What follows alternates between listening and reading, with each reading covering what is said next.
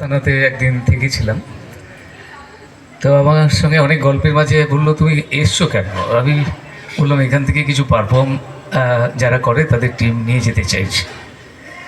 যে তোমাকে একটা রিকোয়েস্ট করি, তুমি তো এইসব নাচ টাচ তো করো না। আমি বললাম, না না, তা আমি করি না, আমি এগুলো নিয়ে থাকি। বলছি, তোমাকে একটা রিকোয়েস্ট, যে যদি নিয়ে যাচ্ছ নিয়ে যাও, কিন্তু এদের যেন মঞ্চ আবার দিয়ে দিও না।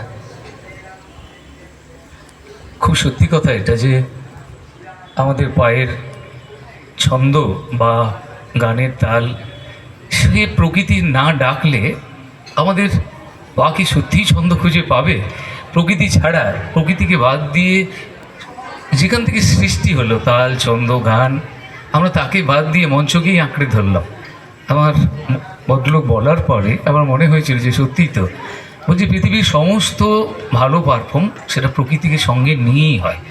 আর অথেন্টিক যদি কিছু কোথাও দেখো, তাহলে জানবে তার সঙ্গে প্রকৃতির নিবিড় সম্পর্ক আছে। পরে এটা ভেবে দেখেছিলাম যে আদিবাসী সমাজে তারা নাচ করে, হয়তো সেই নাচের প্রচুর ভ্যারিয়েশন দেখিনি, কয়েকটা রিদিমের মধ্যেই নাচে, কিন্তু তাদের কখনো তালটা ভুল করতে দেখিনি কাউকে। একটা ভুল করে পা ফেলেছে আমি কখনো দেখিনি। মাদলের তাল ভুল করে একবার তাল পড়েছে দেখিনি। আমি অনেক তাবড় তবলিয়াকে দেখেছি মঞ্চে থেমে যেতে, কিন্তু আমি এদের দেখিনি। তার কারণ এদের সবটুকু শিক্ষা পরম্পরায় এবং প্রকৃতির সাথে। তো পরম্পরায় যেসব সংস্কৃত চর্চা আজও আছে, সেগুলোই সত্যি এখনও অথেন্টিক আছে। অনুপমদার জায়গাটা একটু হলে হয়তো আরও ভালো হতো। যাক, আমরা সরাসরি গানে যাব। যারা আমাদের হ্যান্ডসে আছেন তাদেরকে অনুরোধ করবো আসার জন্য। আমি বিমলদাকে আবার মাইক্রোফোন দিচ্ছি পরিচালনা করার জন্য।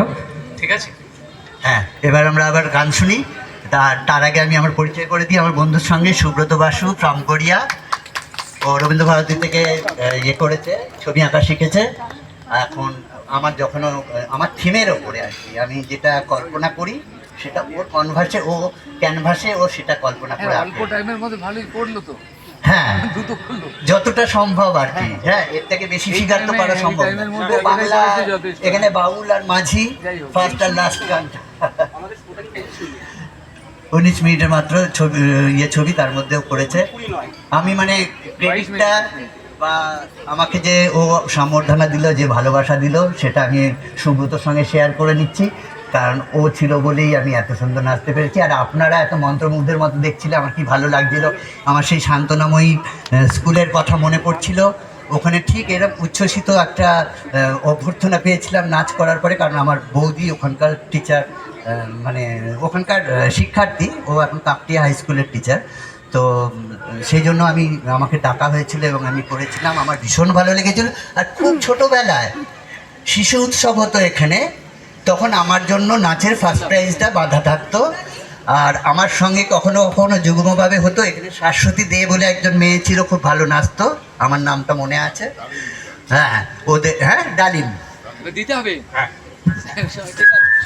হ্যাঁ, অনেকক্ষণ একসাথে।